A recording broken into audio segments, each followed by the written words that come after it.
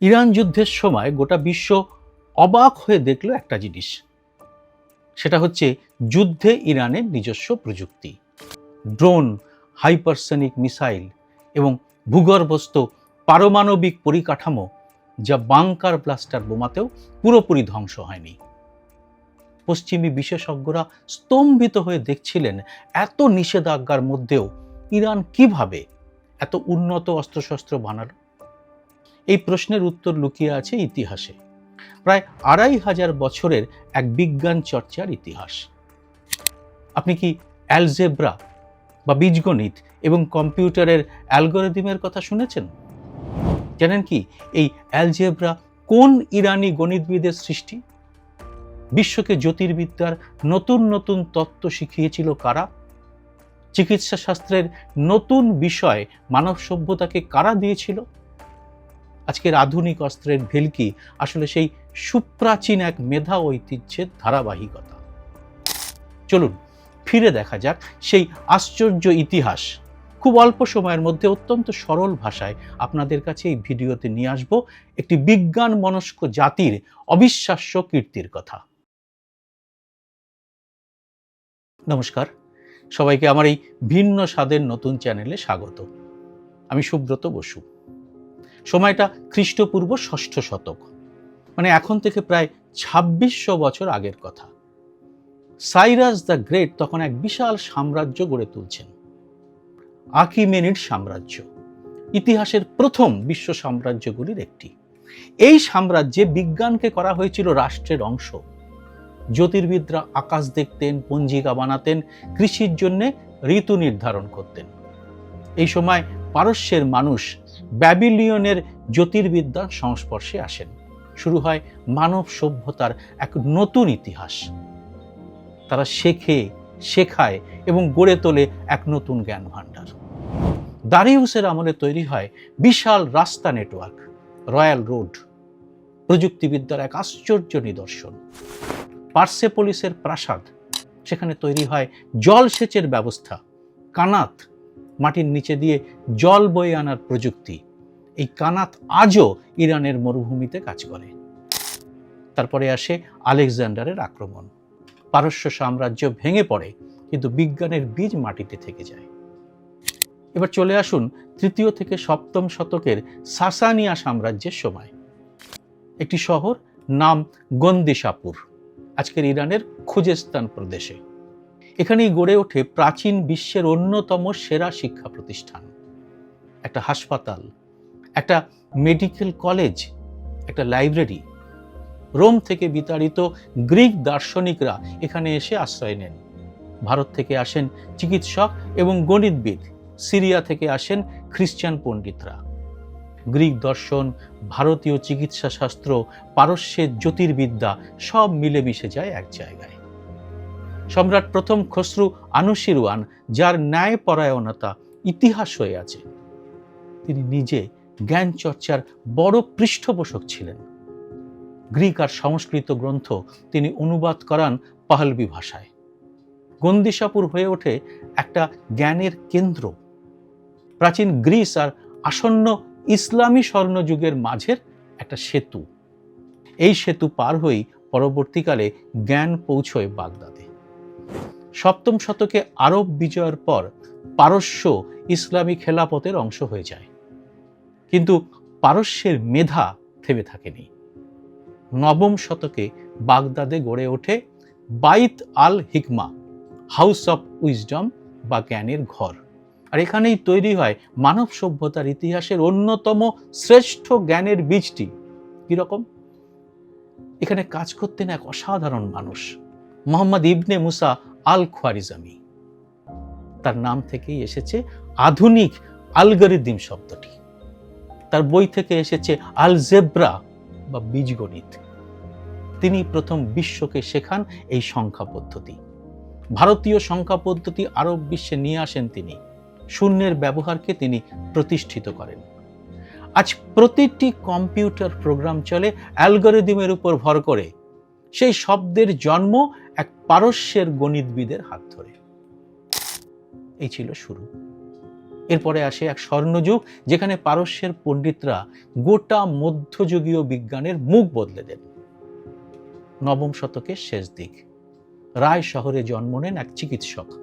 তার নাম আবু বকর মুহাম্মদ ইবনে জাকারিয়া আল রাজি, পশ্চিমে যিনি পরিচিত রেজিয়াস হিসেবে। তিনি প্রথম মানুষ যিনি হাম আর গুটি বসন্তের মধ্যে পার্থক্য নির্ণয় করেছিলেন। এই দুটি রোগ যে আলাদা সেটা প্রমাণ করতে সময় লেগেছিল 1000 বছর। তিনি লেখেন আল হাবি নামের একটি বই। এটা চিকিৎসা শাস্ত্রের একটা বিশাল বিশ্বকোষ। শতাব্দীর পর শতাব্দী ধরে ইউরোপের মেডিকেল স্কুলগুলোতে এটাই ছিল পাঠ্য বই। তিনি প্রথম রোগীর উপর নিয়ন্ত্রিত পরীক্ষা চালান। আধুনিক ক্লিনিক্যাল ট্রায়ালের ধারণার বীজ সেখানেই বোনা হয়েছিল। আল রাজি রসায়নেও কাজ করেন। তিনি অ্যালকোহলকে বিশুদ্ধ করার পদ্ধতি নিয়ে গবেষণা করেন, সালফিউরিক অ্যাসিডও শনাক্ত করেন। একজন মানুষ একটা জীবনে এত কাজ করেছেন, শুধু তাকে নিয়েই একটা এপিসোড করা যায়। এবার আসবো দশম শতকের শেষে। বুখারার কাছে জন্ম নেন আরেকটি প্রতিভা, আবু আলী ইবনে সিনা। পশ্চিমী বিশ্বে তাকে ডাকা হয় অ্যাভিসেনা বলে। মাত্র 10 বছর বয়সে তিনি পুরো কোরআন মুখস্থ করে ফেলেছিলেন। 18 বছর বয়সে তিনি চিকিৎসা শাস্ত্রে এতটাই দক্ষ হয়ে ওঠেন যে রাজ দরবারে তাকে চিকিৎসক নিযুক্ত করা হয়। তার সবচেয়ে বড় কীর্তি আল কানুন ফিত তিব, ইংরেজিতে দ্য ক্যানন অফ মেডিসিন। এই বইতে তিনি কি দেখিয়েছেন তা শুনলে অবাক হয়ে যাবেন। এখানে তিনি সংক্রামক রোগ কিভাবে ছড়ায় তার ব্যাখ্যা করেছেন ওই সময়। কোয়ারেন্টাইন বা রোগীকে একেবারে আলাদা করে রাখার ধারণাটাও তিনি দেন। জল আর মাটির মাধ্যমে রোগ ছড়ানোর কথা বলেন। মনে রাখবেন, এটা দশম শতকের কথা। জীবাণুতত্ত্ব আবিষ্কৃত হতে তখনও প্রায় 800 বছর বাকি। ভাবা যায়, অক্সফোর্ড আর প্যারিসের বিশ্ববিদ্যালয়গুলোয় সপ্তদশ শতক পর্যন্ত ইবনে সিনার বই পাঠ্য তালিকায় রাখা হয়েছিল। মনে করা হয় তিনি আধুনিক চিকিৎসা শাস্ত্রের জনক। কিন্তু ইবনে শুধু চিকিৎসকই ছিলেন না, তিনি ছিলেন দার্শনিক, জ্যোতির্বিদ। গতি আর বলের উপর তার তত্ত্বটি পরবর্তীকালে নিউটনের গতিসূত্রের পথ প্রশস্ত করে। এরপরে আসবো আর এক আশ্চর্য মানুষের কথায়।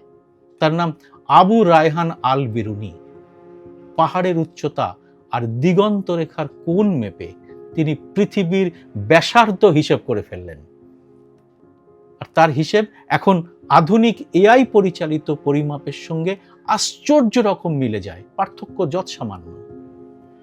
আল বিরুনির নামটা আমাদের কাছে বেশ পরিচিত, কারণ তিনি ভারতে এসেছিলেন। ভারতীয় জ্যোতির্বিদ্যা দর্শন নিয়ে তিনি গভীর গবেষণা করেন এবং শেখেন সংস্কৃত ভাষা। লেখেন কিতাব আল হিন্দ। এটি এখনো পর্যন্ত ভারতীয় উপমহাদেশ সম্পর্কে লেখা সবচেয়ে গুরুত্বপূর্ণ প্রাচীন গ্রন্থগুলির একটি।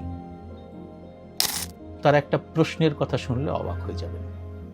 যে প্রশ্নটা ইউরোপ তুলেছিল তার 500 বছর পরে। কি সেই প্রশ্নটা? আল বিরুনি প্রথম প্রশ্ন তোলেন, পৃথিবী সূর্যের চারিদিকে ঘোরে কিনা। কোপার্নিকাসের ঠিক 500 বছর আগে। তিনি ভূতত্ত্ব নিয়েও কাজ করেছিলেন। জীবাশ্ম দেখে বোঝেন একসময় যেখানে সমুদ্র ছিল সেখানে এখন স্থলভূমি। আল বিরুনিকে বলা হয় ইতিহাসের প্রথম নৃবিজ্ঞানী আর প্রথম তুলনামূলক ধর্মতত্ত্ববিদ। জ্ঞানের জগতে এই মানুষটা তুলনা বিরল। এরপর আসবো আর একজন মহাপণ্ডিতের কথায়। অনেকেই ওমর খৈয়ামকে চেনেন কবি হিসেবে, রুবাইতের কবি। কিন্তু খুব কম মানুষই জানেন তিনি ছিলেন সে যুগের অন্যতম সেরা গণিতবিদ, ম্যাথমেটিশিয়ান। তিনি ত্রিঘাত সমীকরণের জ্যামিতিক সমাধান বের করেন শঙ্কুচ্ছেদের মাধ্যমে।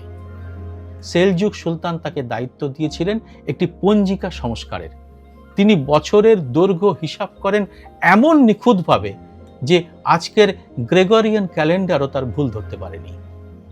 তার তৈরি জালালি ক্যালেন্ডার আজও ইরান এবং আফগানিস্তানে ব্যবহৃত হয়। এরপরে আসবো ত্রয়োদশ শতকে।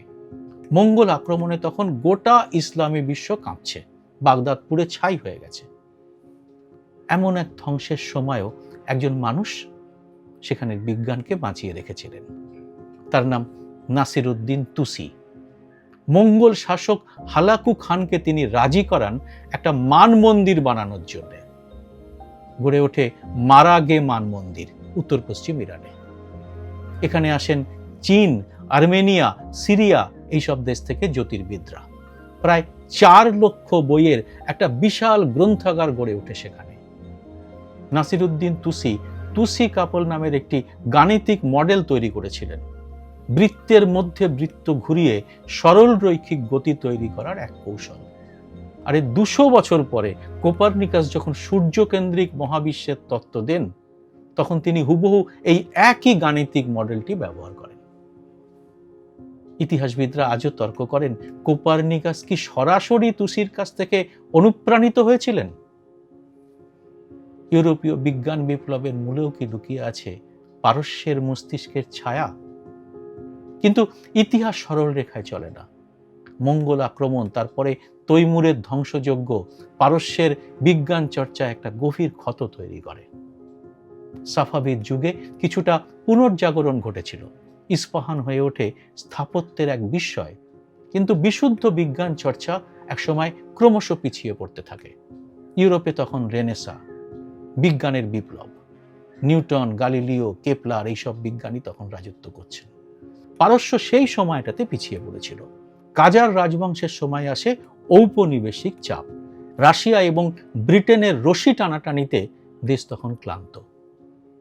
কিন্তু পারস্যের মেধা মরে যায়নি, শুধু ঘুমিয়েছিল। 20 শতকে রেজা শাহ পাহলভি আধুনিকীকরণের একটু চেষ্টা করেছিলেন। তেহরান বিশ্ববিদ্যালয় প্রতিষ্ঠিত হয় 1934 সালে। দ্বিতীয় পাহলভি শাহের আমলে ইরান পরমাণু গবেষণায় হাত দেয়। যুক্তরাষ্ট্রের অ্যাটমস ফর পিস কর্মসূচির আওতায় 1967 সালে তেহরানে একটি গবেষণা রিঅ্যাক্টর বসানো হয়। কিন্তু তখন কেউ ভাবেনি এই শুরুটাই পরবর্তীতে বিশ্ব রাজনীতির কেন্দ্রবিন্দু হয়ে উঠবে। 1980-র দশক থেকে ইরানের উপর একের পর এক নিষেধাজ্ঞা আসতে থাকে। স্বাভাবিকভাবেই মনে হয়েছিল এতে ইরানের বিজ্ঞান চর্চা পিছিয়ে পড়বে। কিন্তু ঘটে ঠিক উল্টোটা। বাইরের প্রযুক্তি না পেয়ে ইরান নিজেদের প্রযুক্তিবিদদের উপর নির্ভর করতে বাধ্য হয়। রিভার্স ইঞ্জিনিয়ারিং হয়ে ওঠে একটা জাতীয় কৌশল। মার্কিন F-14 যুদ্ধবিমান যা শাহের আমলে কেনা হয়েছিল, তার যন্ত্রাংশ ইরান নিজেই বানাতে শিখে গেল। ক্ষেপণাস্ত্র প্রযুক্তিতেও একই গল্প। উত্তর কোরিয়া থেকে প্রাথমিক প্রযুক্তি আসে, তারপর ইরানি প্রযুক্তিবিদরা নিজেদের মতো করে সেটাকে উন্নত করতে থাকেন। শাহাব সিরিজ থেকে শুরু করে হাইপারসনিক মিসাইল পর্যন্ত প্রতিটি ধাপে দেখা যায় একই প্যাটার্ন। বাধা আসে, প্রযুক্তি বন্ধ হয়, আর ইরান নিজেই সেই প্রযুক্তি তৈরি করে ফেলে। নাতাঞ্জ, ফোর্দো, ইস্পাহানের মতো কেন্দ্রে ইউরেনিয়াম সমৃদ্ধকরণ শুরু হয়। ইরানের বিজ্ঞানের এই অগ্রগতিতে পশ্চিমী গোয়েন্দারা বিপদ গোনে। তারা এই সমস্ত কর্মসূচি থামাতে ভয়ঙ্কর সব অভিযান চালায়। স্টাক্সনেট নামের এক সাইবার অস্ত্র নাতাঞ্জের সেন্ট্রিফিউজ ধ্বংস করে দেয়। একের পর এক ইরানি পরমাণু বিজ্ঞানী গুপ্ত হত্যার শিকার হন। মোহসেন ফখরি জাহেদ, মাসুদ আলী মোহাম্মদী আরো অনেকে মারা যান। কিন্তু বিজ্ঞান কর্মসূচি থামেনি, বরং প্রতিটি হামলার পর ইরান নতুন প্রজন্মের বিজ্ঞানী তৈরি করে ফেলে। পাহাড়ের গভীরে ভূগর্ভস্থ লুকোনো মিসাইল সিটি বানায়। তাদের তৈরি শাহেদ ড্রোন আজ গোটা বিশ্বে আলোচিত। ইউক্রেন যুদ্ধে রাশিয়া এই ড্রোন ব্যবহার করছে। আজকের ইরানে বিজ্ঞান শিক্ষা এক অদ্ভুত পরিসংখ্যান তৈরি করেছে। ইঞ্জিনিয়ারিং এর স্নাতকের অনুপাতে ইরান বিশ্বের শীর্ষ দেশগুলির একটি। শরীফ ইউনিভার্সিটি অফ টেকনোলজি, যাকে বলা হয় ইরানের MIT, প্রতি বছর হাজার হাজার প্রযুক্তিবিদ তৈরি করছে। যুক্তরাষ্ট্র, কানাডা এবং ইউরোপে ইরানি বংশোদ্ভূত বিজ্ঞানীর সংখ্যা বিস্ময়করভাবে বাড়ছে। নাসার বিজ্ঞানী থেকে সিলিকন ভ্যালির প্রযুক্তিবিদ, সবখানেই তাদের উপস্থিতি। মানে আল খোয়ারিজমির অ্যালগরিদম থেকে শাহেদ ড্রোনের নেভিগেশন সিস্টেম, ইবনে সিনার কোয়ারেন্টাইন তত্ত্ব থেকে ভূগর্ভস্থ পারমাণবিক বাংকার, তুসির মারাগে মানমন্দির থেকে ফাত্তাহ হাইপারসনিক মিসাইলের গতিপথের হিসাব, সবেতে ইরান অবিশ্বাস্য কাণ্ড করেছে। আরও কি কোনো আশ্চর্য কিছু দেখার অপেক্ষায় রয়েছে গোটা বিশ্ব? উত্তর দেবেন আপনারা কমেন্ট বক্সে। জয় হিন্দ, সত্যামেব জয়তে।